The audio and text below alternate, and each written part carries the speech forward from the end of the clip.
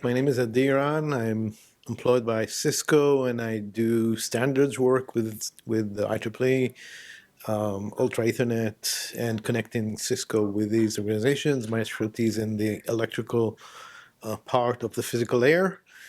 The reason I'm coming here, especially into all these standards activities, that, in my opinion, developing these next generation technologies, which will only materialize in a number of years, is sort of like flying in a flock of birds. So if you fly without looking where everyone else is flying, you'll get somewhere not very interesting and maybe dangerous. But if you constantly see where everybody else is going, then eventually by magic, the whole flock is going to get to hopefully its destination. I think it's very important to connect people from different industry, different companies. It's not something that one company can do on its own. And this TEF last year and this year is proving to be a very good tool to do that.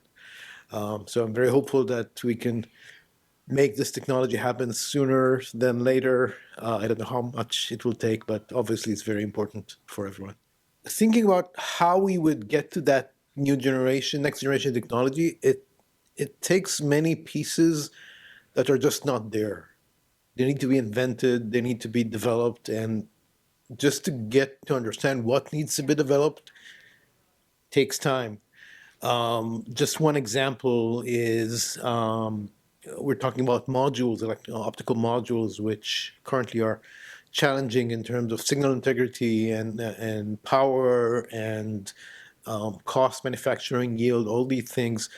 And the next generation needs to be better than that by a factor of 2 for many of these factors. So how do we do that? What needs to be improved is things that the industry needs to define and then build and then test and then ship. So all these things nowadays, they don't exist.